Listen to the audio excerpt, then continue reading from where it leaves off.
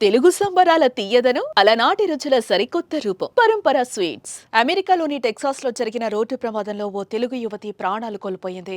ఏపీలోని గుంటూరు జిల్లా రాజేంద్రనగర్ కు చెందిన వంగవోలు దీప్తి ఈ నెల 12న తన స్నేహితురాలు మేడికొండూరుకు చెందిన స్నిగ్ధతో కలిసి రోడ్డుపై నడిచి వెళ్తున్న సమయంలో వారిని ఓ కారు బలంగా ఢీకొట్టింది. ఈ ప్రమాదంలో దీప్తి తలకు తీవ్ర గాయం కాగా స్నిగ్ధ స్వల్ప గాయాలతో బయటపడింది. దాంతో వారిని చికిత్స కోసం ఆసుపత్రిలో చేర్పించారు.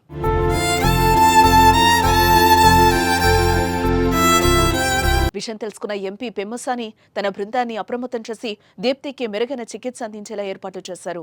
పెమ్మసాని సోదరుడు రవిశంకర్ తన స్నేహితుడు నవీన్ కు క్రౌడ్ ఫండింగ్ వచ్చేలా చూడాలని సూచించారు.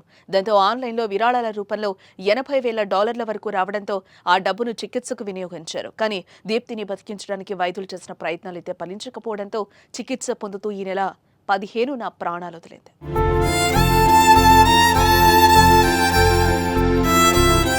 దీప్తి చిన్నప్పటి నుంచి చదువులో ముందుండేది. 10వ తరగతి ఇంటర్ ఇంజనీరింగ్లో టాపర్గా నిలిచింది. దీంతో తండ్రి హనుమంతరావు చిరు వ్యాపారైన కుమార్తెకు ఉన్నత విద్యను అందించాలని భావించి పొలాన్ని అమ్మి అమెరికాకు పంపారు. దీప్తి కొన్నాళ్ల క్రితం టెక్సాస్లోని డెంటన్ సిటీలో యూనివర్సిటీ ఆఫ్ నార్త్ టెక్సాస్లో ఎంఎస్ చేస్తోంది. నెల రోజుల చదువు పూర్తయి పట్టా చేతికందేది.